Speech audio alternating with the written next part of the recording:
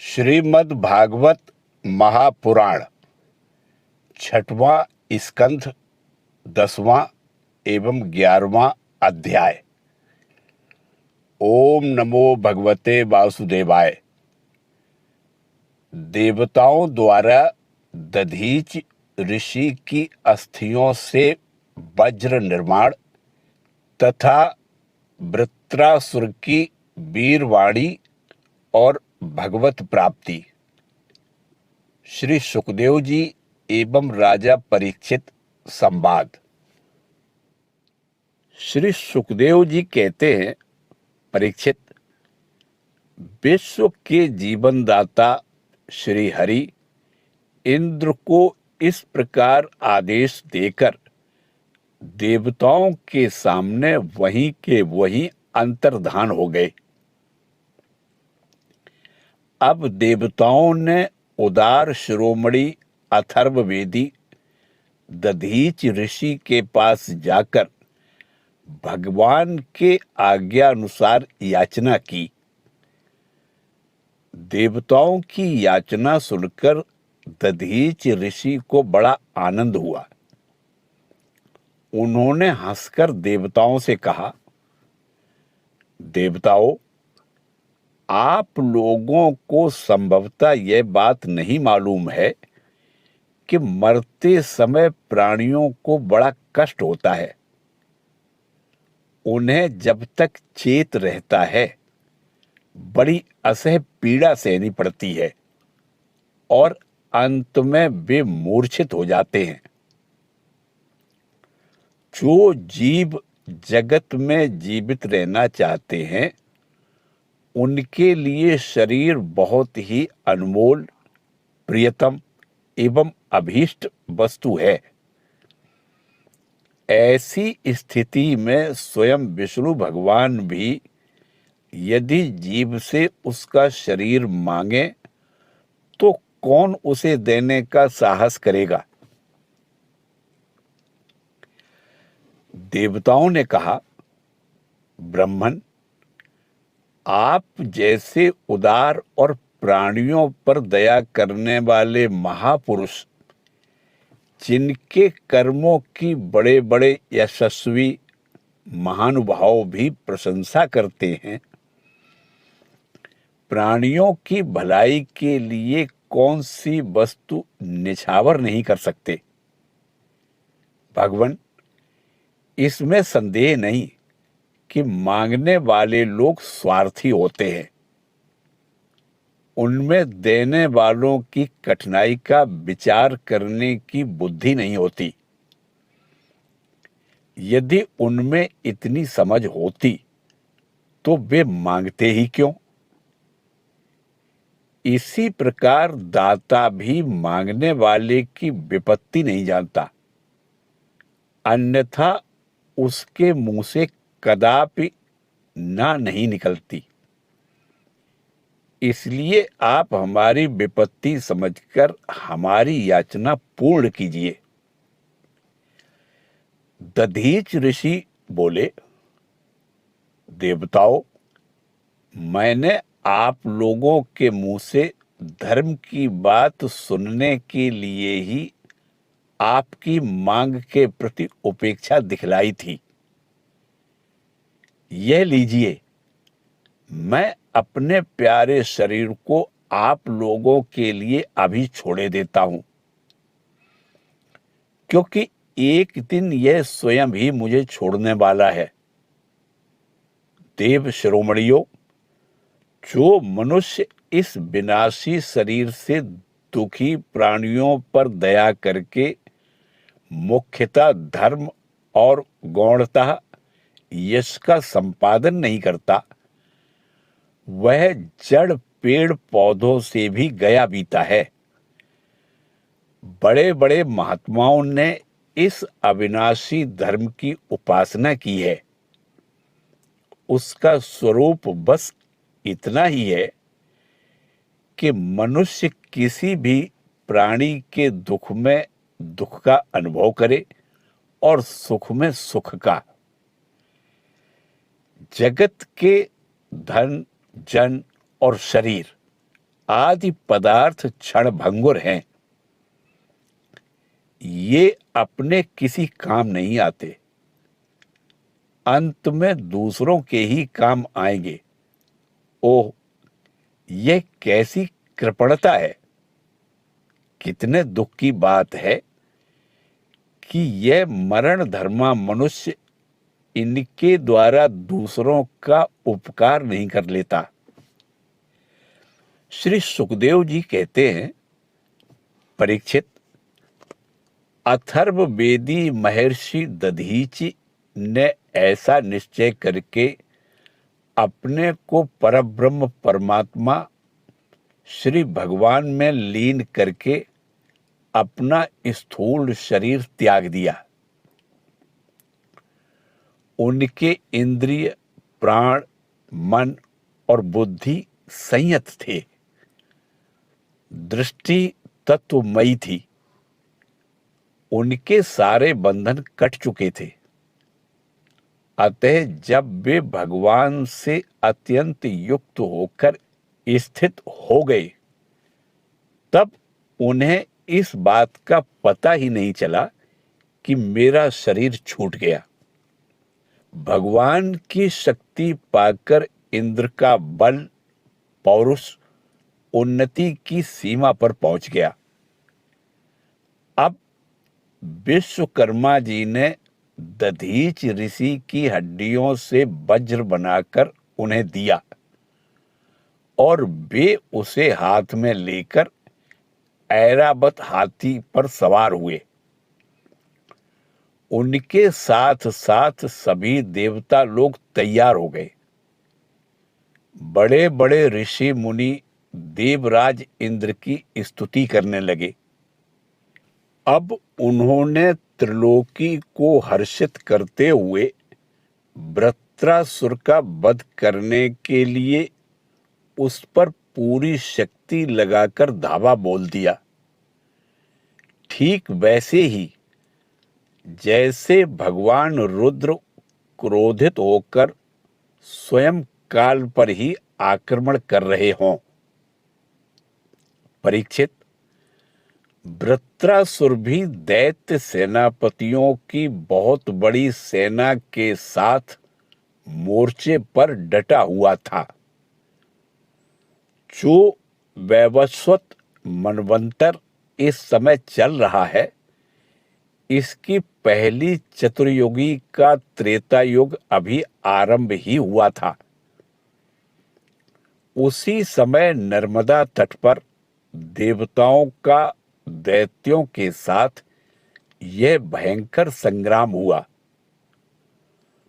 उस समय देवराज इंद्र हाथ में वज्र लेकर रुद्र, वसु, आदित्य, दोनों अश्विनी कुमार, पितृगण, अग्नि, मरुदगण, ऋभुगण, साध्यगण और विश्वे देव आदि के साथ अपनी कांति से शोभायमान हो रहे थे। वृत्रासुर आदि दैत्य उनको अपने सामने आया देख और भी चिढ़ गए।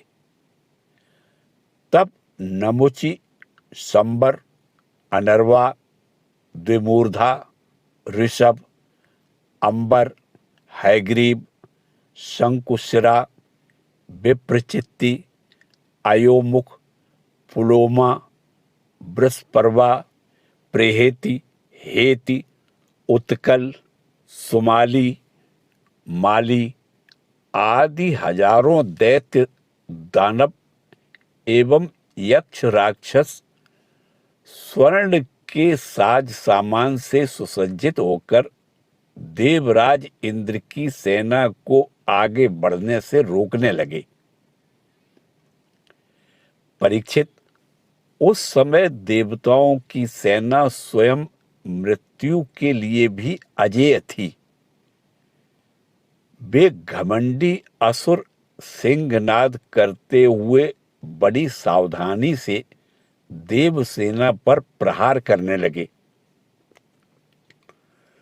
उन लोगों ने गदा, परिघ, बाण, प्रास, मुदगर, तोमर, सूल, फरसे, तलवार, शतघ्नी, भुसुंडी आदि अस्त्र शस्त्रों की बौछार से देवताओं को सब ओर से ढक दिया।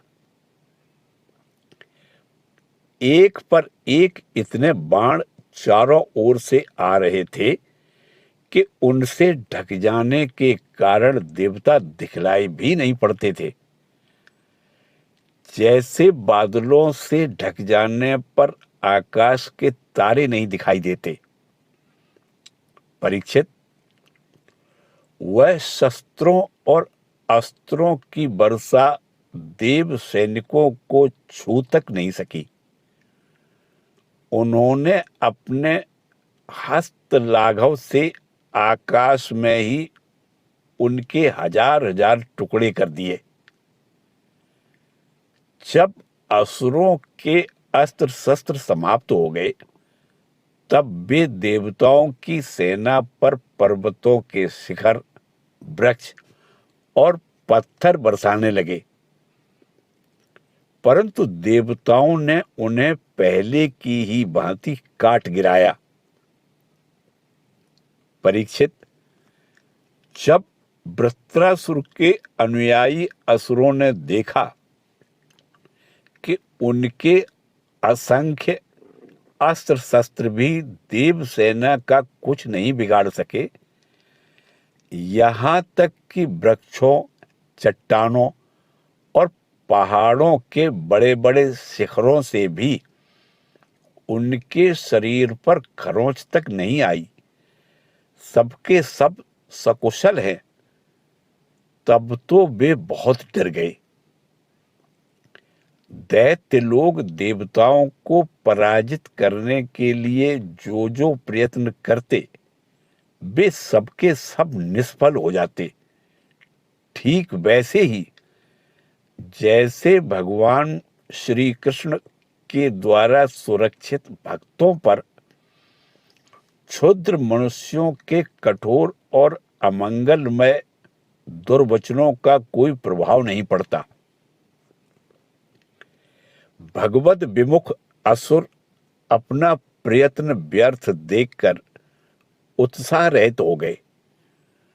उनका वीरता का घमंड जाता रहा।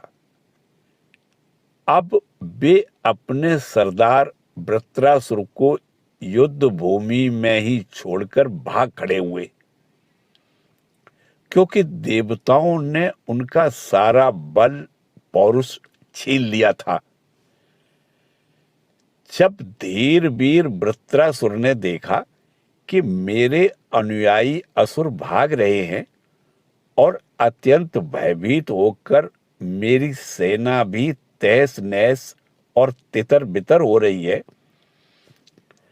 तब वह हंसकर कहने लगा, वीर शिरोमणि वृत्रासुर ने समयानुसार वीरोचित वाणी से विप्रचित्ति, नमुचि, पुलोमा, मय, अनर्वा, संबर आदि दैत्यों को संबोधित करके कहा, असुरो, भागो मत, मेरी एक बात सुन लो। इसमें संदेह नहीं कि जो पैदा हुआ है उसे एक न एक दिन अवश्य मरना पड़ेगा। इस जगत में विधाता ने मृत्यु से बचने का कोई उपाय नहीं बताया है। ऐसी स्थिति में यदि मृत्यु के द्वारा स्वर्गादि लोक और सुयश भी मिल रहा हो, तो ऐसा कौन बुद्धिमान है जो उस उत्तम मृत्यु को नहीं अपनाएगा। संसार में दो प्रकार की मृत्यु परम दुर्लभ और श्रेष्ठ मानी गई है। एक तो योगी पुरुष का अपने प्राणों को वश में करके ब्रह्म चिंतन के द्वारा शरीर का परित्याग, और दूसरा युद्ध भूमि में सेना के आगे रहकर बिना पीठ दिखाए जूझ मरना। तुम लोग भला ऐसा शुभ अवसर क्यों खो रहे हो? श्री सुखदेव जी कहते हैं, परीक्षित, असुर सेना भयभीत होकर भाग रही थी। उसके सैनिक इतने अचेत हो रहे थे कि उन्होंने अपने स्वामी के धर्मानुकूल वचनों पर भी ध्यान नहीं दिया। वृत्रासुर ने देखा कि समय की अनुकूलता के कारण देवता लोग असुरों की सेना को खदेड़ रहे हैं और वह इस प्रकार छिन्न भिन्न हो रही है मानो बिना नायक की हो। राजन, यह देखकर वृत्रासुर असहिष्णुता और क्रोध के मारे तिलमिला उठा। उसने बलपूर्वक देव सेना को आगे बढ़ने से रोक दिया और उन्हें डांटकर ललकारते हुए कहा, क्षुद्र देवताओं, रणभूमि में पीठ दिखाने वाले कायर असुरों पर पीछे से प्रहार करने से क्या लाभ है? ये लोग तो अपने माँ बाप के मलमूत्र हैं, परंतु अपने को शूरवीर मानने वाले तुम्हारे जैसे पुरुषों के लिए भी तो डरपोकों को मारना कोई प्रशंसा की बात नहीं है, और इससे तुम्हें स्वर्ग ही मिल सकता है। यदि तुम्हारे मन में युद्ध करने की शक्ति और उत्साह है तथा अब जीवित रहकर विषय सुख भोगने की लालसा नहीं है, तो क्षण भर मेरे सामने डट जाओ और युद्ध का मजा चख लो। परीक्षित, वृत्रासुर बड़ा बली था। वह अपने डील डोल से ही शत्रु देवताओं को भयभीत करने लगा। उसने क्रोध में भरकर इतने जोर का सिंहनाद किया कि बहुत से लोग तो उसे सुनकर ही अचेत हो गए। वृत्रासुर की भयानक गर्जना से सबके सब देवता मूर्छित होकर पृथ्वी पर गिर पड़े, मानो उन पर बिजली गिर गई हो। अब जैसे मदोन्मत्त गजराज नरकट का वन रौंद डालता है, वैसे ही रणबांकुरा वृत्रासुर हाथ में त्रिशूल लेकर भय से नेत्र बंद किए पड़ी हुई देवसेना को पैरों से कुचलने लगा। उसके वेग से धरती डगमगाने लगी। वज्रपाणी देवराज इंद्र उसकी यह करतूत सह नहीं सके। जब वह उनकी ओर झपटा, तब उन्होंने और भी चिढ़कर अपने शत्रु पर एक बहुत बड़ी गदा चलाई। अभी वह असह्य गदा वृत्रासुर के पास पहुंची भी नहीं थी कि उसने खेल ही खेल में बाएं हाथ से उसे पकड़ दिया। राजन, परम पराक्रमी वृत्रासुर ने क्रोध से आग बबूला होकर उसी गदा से इंद्र के वाहन ऐरावत के सिर पर बड़े जोर से गरजते हुए प्रहार किया। उसके इस कार्य की सभी लोग बड़ी प्रशंसा करने लगे। वृत्रासुर की गदा के आघात से ऐरावत हाथी वज्राहत पर्वत के समान तिलमिला उठा। सिर फट जाने से वह अत्यंत व्याकुल हो गया और खून उगलता हुआ इंद्र को लिए हुए ही 28 हाथ पीछे हट गया। देवराज इंद्र अपने वाहन ऐरावत के मूर्छित हो जाने से स्वयं भी विषादग्रस्त हो गए। यह देखकर युद्ध धर्म के मर्मज्ञ वृत्रासुर ने उनके ऊपर फिर से गदा नहीं चलाई। तब तक इंद्र ने अपने अमृत श्रावी हाथी के स्पर्श से घायल ऐरावती की व्यथा मिटा दी और वे फिर रणभूमि में आ डटे।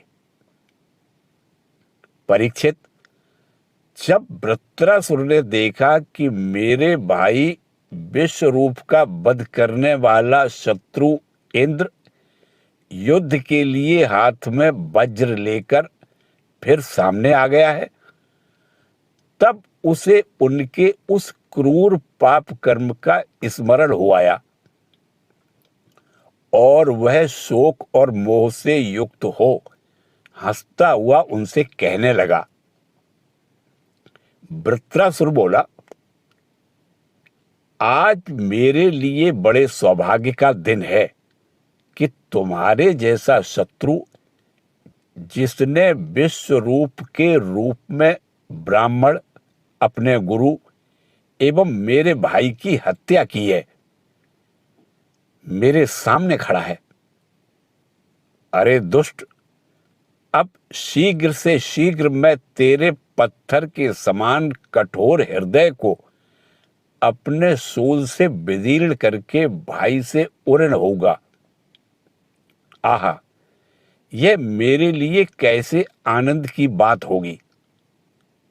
इंद्र, तूने मेरे आत्मवेत्ता और निष्पाप बड़े भाई के, जो ब्राह्मण होने के साथ ही यज्ञ में दीक्षित और तुम्हारा गुरु था, विश्वास दिलाकर तलवार से तीनों सिर उतार लिए। ठीक वैसे ही जैसे स्वर्गकामी निर्दय मनुष्य यज्ञ में पशु का सिर काट डालता है। दया, लज्जा, लक्ष्मी और कीर्ति तुझे छोड़ चुकी है। तूने ऐसे ऐसे नीच कर्म किए हैं जिनकी निंदा मनुष्यों की तो बात ही क्या, राक्षस तक करते हैं। आज मेरे त्रिशूल से तेरा शरीर टूक टूक हो जाएगा। बड़े कष्ट से तेरी मृत्यु होगी। तेरे जैसे पापी को आग भी नहीं जलाएगी।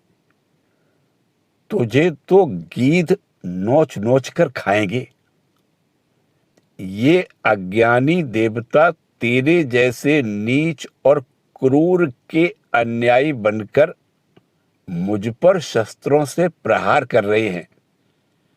मैं तीखे त्रिशूल से उनकी गर्दन काट डालूंगा और उनके द्वारा गणों के सहित भैरव आदि भूतनाथों को बलि चढ़ाऊंगा। वीर इंद्र, यह भी संभव है कि तू मेरी सेना को छिन्न भिन्न करके अपने वज्र से मेरा सिर काट ले। तब तो मैं अपने शरीर की बलि पशु पक्षियों को समर्पित करके कर्म बंधन से मुक्त हो महापुरुषों की चरण रज का आश्रय ग्रहण करूंगा।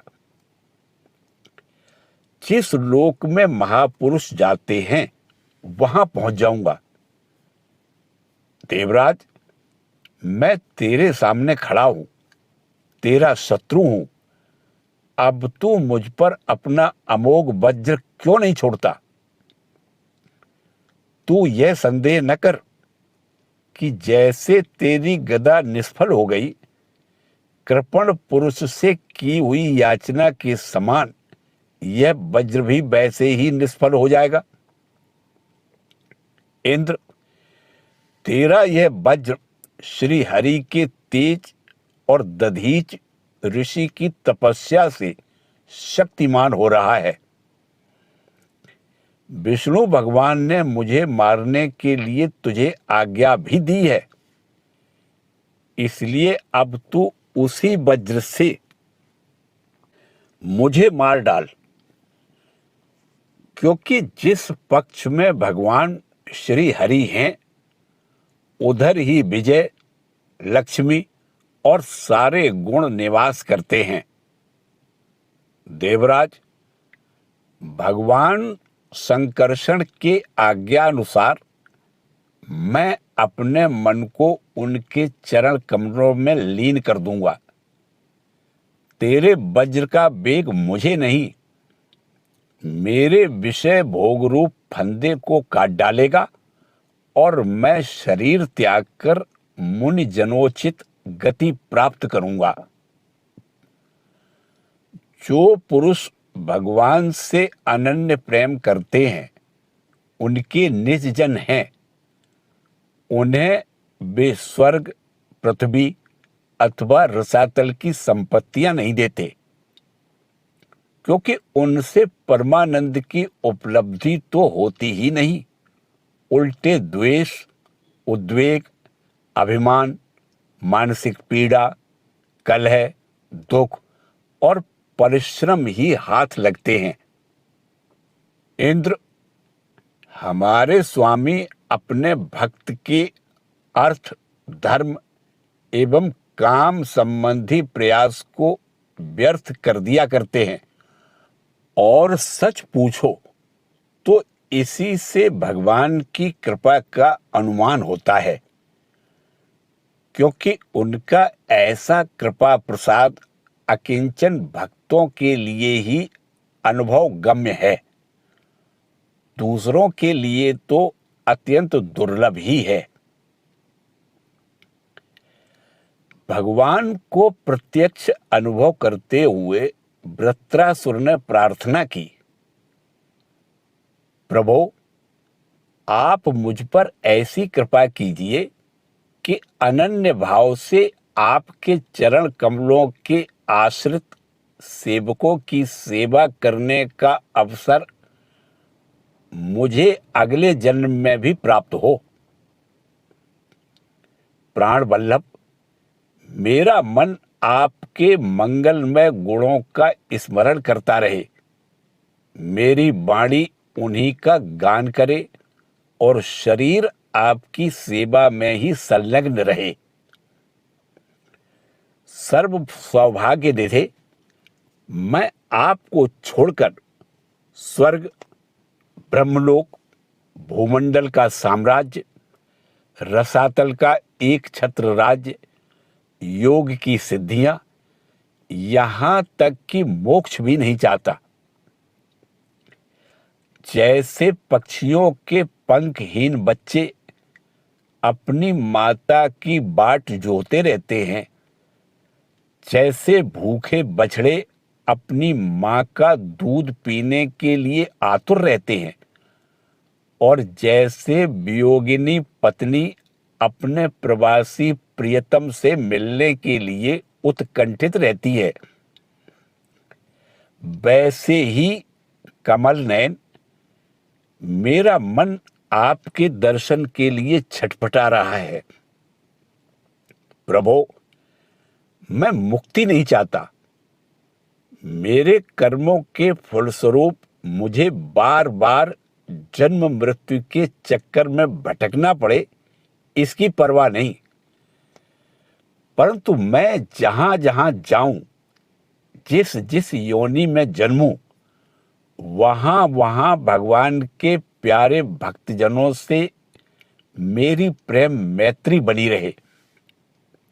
स्वामिन, मैं केवल यही चाहता हूं कि जो लोग आपकी माया से देह, गेह और स्त्री पुत्र आदि में आसक्त हो रहे हैं, उनके साथ मेरा कभी किसी प्रकार का भी संबंध न हो। ओम नमो भगवते वासुदेवाय।